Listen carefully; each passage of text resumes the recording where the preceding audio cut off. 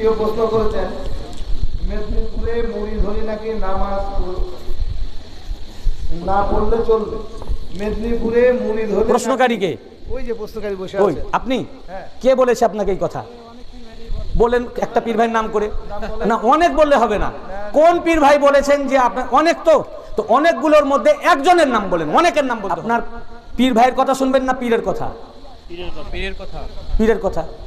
আপনার পীর যত জায়গায় খানকা শরীফ করেছেন, একটা খানকা শরীফ দেখান যে উনি করেছেন অথচ মসজিদ নাই। একটাও নাই, একটাও আছে? নাই। তাহলে মসজিদ কি জন্য আপনার পীর করেছেন দেখবার লাগি? হুজুর পাক মসজিদ কেন বানাচ্ছেন? পূর্ণিয়া শরীফে মাজার পাক আছে মসজিদ, এবং খানকা শরীফে যা খরচ করেছেন তার চেয়ে অনেক গুণ খরচ মসজিদে। কোটি টাকা পূর্ণিয়া শরীফে নাকি? আমি হিসাব জানি না, কোটি টাকার উপরে। মেদিনীপুরে তো মহল্লা পাকের মসজিদ আছেই, বড় হুজুর পাকের জামানাতে মঙ্গলকোট পাকের মসজিদ শানদার মসজিদ, এবং হুজুর পাক নিজের খানকা শরীফ, নিজে যেটা খানকা মানে ওনার বাড়ি, উনার বাড়ি কিসের? টিনের।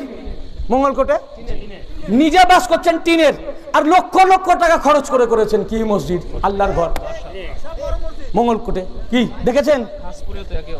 রাজবাড়িতে হুজুর পাকের থাকার ঘরটা কেমন, খানকা শরীফটা কেমন? তার থেকে আমার অনেক পীর ভাইয়ের বাড়ি অনেক গুণে ভালো। আমার পীর ভাইয়ের বাড়িরা উনার যারা গোলাম তার বাড়ি অনেক ভালো, আর উনার বাড়িটা রাজবাড়ির খানকা শরীফটা কেমন? কিন্তু মসজিদটা কত সুন্দর, কি শানদার, বিরাট মসজিদ। প্রত্যেক খানকা শরীফে হুজুর পাক মসজিদ পাক করেছেন। খানকা শরীফ ছাড়াও আমাদের কাদুয়ায় খানকাই হয়নি, তখন খানকা শরীফ এখন হয়েছে, তখন খানকা শরীফই হয়নি। খাতুনে জান্নাত পাকের নামে মসজিদে সাইয়েদা হুজুর পাক নিজেদের টাকায় মসজিদ করেছেন, পীর ভাইয়ের 1 টাকা না।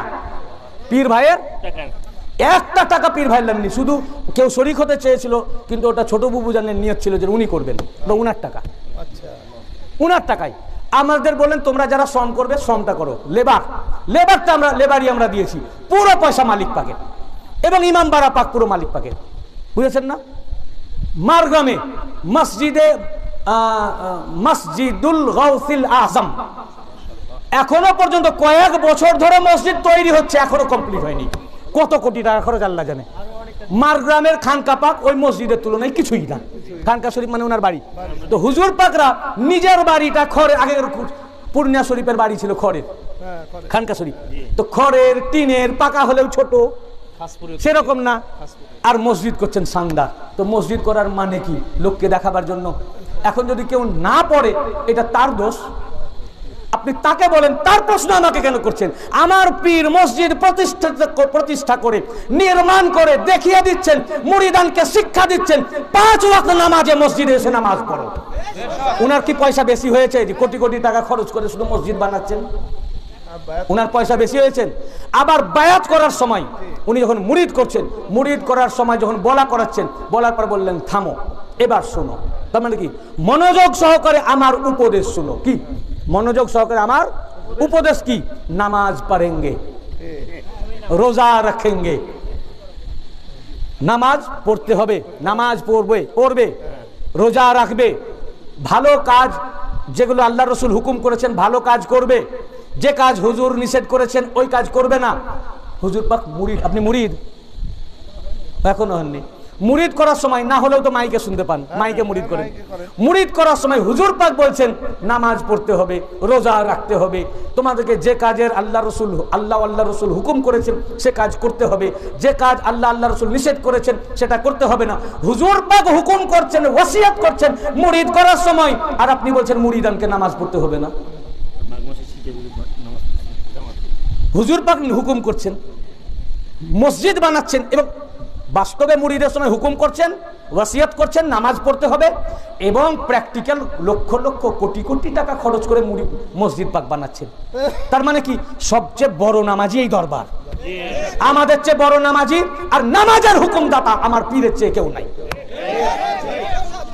সবচেয়ে বড় নামাজের হুকুমদাতা আমার পীরের চেয়ে কেউ নাই। কিন্তু আমাদের বক্তব্য যেটা রাসূল পাক সাল্লাল্লাহু আলাইহি ওয়াসাল্লাম বলেছেন, আমি আগেও এখন হাদিস শরীফ বললাম যে নামাজ পড়তে হবে, কিন্তু আমরা তো গুনাহগার মানুষ, শিয়াকার মানুষ, বদকার, নফসের তাড়নায় আমরা ছুটে বেড়াই। একটা চোর সেও জানে চুরি করা খারাপ কাজ, জানে না? ও যদি চুরি করা ভালোই জানে তো চুরি করার পর নিজেকে আত্মগোপন করে কেন, লুকায় কেন? তার মানে খারাপ। যে মদ খায় সেও জানে খারাপ কাজ, ওই জন্য লুকিয়ে খায়, লোকের সামনে খায়, ও গোপনে খায়। তার মানে কি, লোক যাতে না জানতে পারে আমি মদ খাই। তার মদটা খারাপ কাজ করে কি, নফসের তাড়নায় ত্যাগ করতে পারে না। এটা নফসানি খায়েসাত, নফসানি, নফসের কারণে নফসকে কন্ট্রোল করতে পারছে। এরকম অনেক লোক আছে, ভালো মানুষ, লোক ভালো, কিন্তু উনাদের ভক্ত মাননেওয়ালা, কিন্তু নফসকে কন্ট্রোল করতে পারছে। রসুল পাকের যুগেই ছিল, যেমন হেমার, বুখারী শরীফ থেকে আমি আগেই বলেছি না, হেমার মদ খেত আবার রসুল পাকের কাছে বসতো, রসুল পাককে চুটকি শোনাতো। কি শোনাতো? গল্প, ছোট ছোট গল্প। আর হুজুর হাসতেন। লোকেরা বললো হুজুর মদ খায়, তো হুজুর বললেন ওকে তাহলে কোরা লাগাও, নালিশ করলে তো বিচার করতে হবে।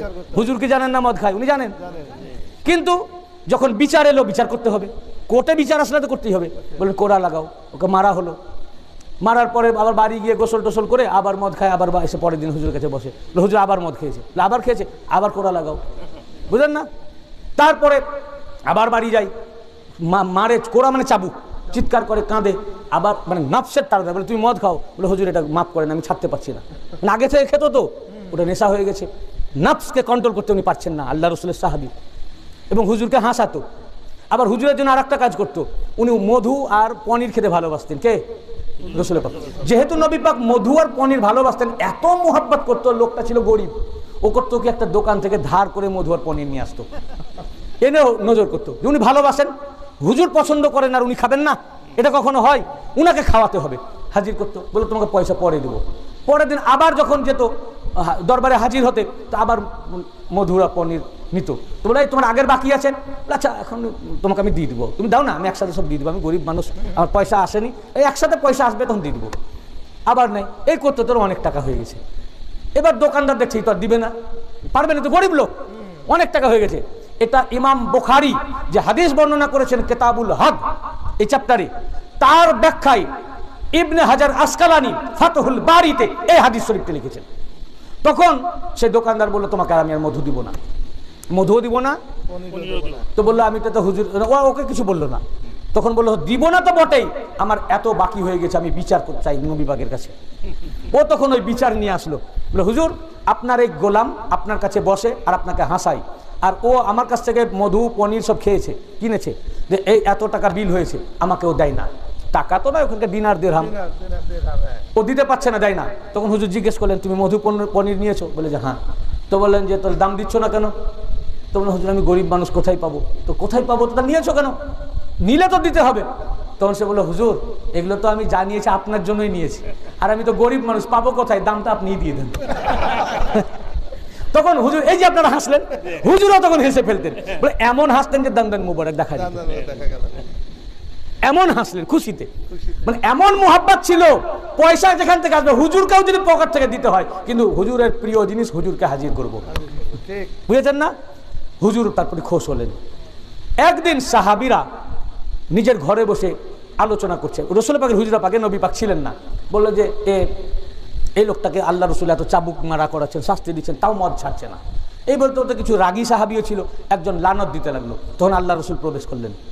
বুখারী শরীফের শব্দ লফজ, আল্লাহ রসুলের চেহারা গজবনাক, চেহারা রাগান্বিত হয়ে গেল এবং লাল হয়ে গেল, এবং বললেন লা তালআনুহু, খবরদার তোমরা ওকে লানত দেবে না, কারণ ওর মনে আল্লাহর রসুল ও আল্লাহর প্রতি মুহাব্বত আছে। দেখুন আমল ভালো ছিল না, তার কারণ তার নফসের তাড়নায় সে ওগুলো ত্যাগ করতে পারেনি। আসলান হুজুরের মুহাব্বতকারী ছিল, হুজুরকে হাসাতো, এই জন্য এই একটি মুহাব্বত সব গুনাহকে মাফ করে দিল। আল্লাহ পাক তার ঈমানের গওয়াহি দিলেন এবং তার শাফাআতকে কবুল করলেন, বলেন না, সে জান্নাতি, তাকে জান্নাতি ডিক্লেয়ারেশন করলেন। তো ঠিক তেমনি হুজুর পাকরা নামাজ কখনো পড়তে মানা তো করেনই না, বরং করার আদেশ করেন। মুরিদ করার সময় প্রত্যেককে নামাজ পড়তে বলেন, এবং মুরিদানরা যেন আরামের সাথে নামাজ পড়তে পারে, এর জন্য শানদার প্রত্যেক জায়গায় দৌলতদিয়ায় মসজিদ, খানখানাপুরে মসজিদ, রাজবাড়িতে মসজিদ, সাটিয়াখোলায় মসজিদ, সাগরকান্দিতে মসজিদ, খাসামিনপুরে মসজিদ, মেদিনীপুরে মসজিদ, মঙ্গলকোট পাকে মসজিদ, পূর্ণিয়া শরীফে মসজিদ, মারগ্রাম খানকা শরীফে মসজিদ, কাদুয়াতে মসজিদ, সব জায়গায় আল্লাহর মাহবুব আমার হুজুর পাক শানদার মসজিদ করেছেন যাতে আরামের সাথে নামাজ পড়তে পারে। তাই আমাদের সকলের নামাজ পড়া উচিত, কিন্তু নফসের তাড়নায় যেমন ওই হেমার অনেক লোক পড়তেছে না, এর জন্য যে জাহান্নাম যাবে তা নয়। হাদিস পাক এতক্ষণ কি শুনলেন? যদি কাবিরা গুনাহ এই দরবারের লোক করে নফসের কারণে, এর জিম্মাদারি আল্লাহর রাসূল এবং তার আহলে বাইতের। উনি জান্নাত না নিয়ে গিয়ে জান্নাত যাবেন না। অতএব নামাজ যদি কেউ না পড়তে পারে, তার যদি মুহাব্বত থাকে হুজুর পাকদের প্রতি, আহলে বাইত পাকের প্রতি, ওই মুহাব্বত তাকে জান্নাতে নিয়ে যাবে। উনি শাফাত করবেন।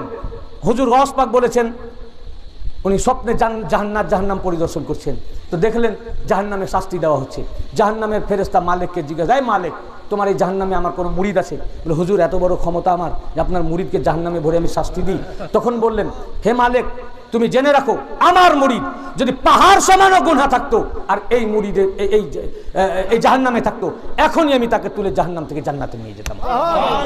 রাসূল পাক সাল্লাল্লাহু আলাইহি ওয়াসাল্লাম উনি নিজেও বলেছেন যে যাদের কবিরা গুনাহ থাকবে তাকেও আমি জান্নাতে নিয়ে যাব। তো জান্নাত যাওয়া না যাওয়া দ্যাট ইজ অ্যানাদার থিংস, ওটা আলাদা জিনিস।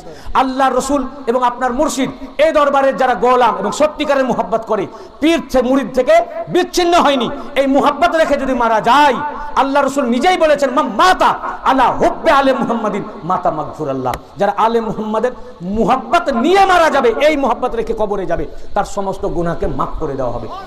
তো গুনাহ মাফ করা হবে কখন? গুনাহ থাকবে তবেই তো। গুনাহ না থাকলে মাফের প্রশ্ন আছে? গুনাহ করবে তবেই তো মাফ। তার মানে কি?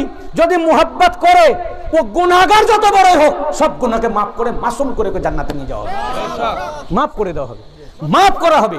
কিন্তু নামাজ পড়তে হবে না এটা কেউই বলবে না। এটা আমাদের দরবারের আকীদা নয়, বরং আমাদের দরবারে এত বেশি তাকিদ দেওয়া হয় অন্য কোনো দরবারে নাই। এত বড় মসজিদ কোন দরবার দেখান, কোন দরবার থেকে দেখান যে এত বড় মসজিদ? একটা আমি মসজিদ বলিনি, এতগুলো মসজিদ আপনাদের দেখা, এত বড় বড়। তার মানে কি? নামাজের প্রতি কত গুরুত্ব দেওয়া হয়েছে। কারণ কি? নামাজই দলিল আহলে বাইতের মুহাব্বতের। আমি তো আনসার ক্লাবে বললাম, তো উনারা নামাজ পড়তে বলবেন না তো পৃথিবীতে আর কে বলবে? বুঝতে পেরেছেন না? এরপরেও এই দরবারের গোলাম ওনাদের মুহাব্বতকারী যদি ঠিক পথে নাও চলতে পারে, গুনাহ করে, কিন্তু যদি সত্যি মুহাব্বতকারী হয়, ওনাদের জন্য জান্নাত ওয়াজিব।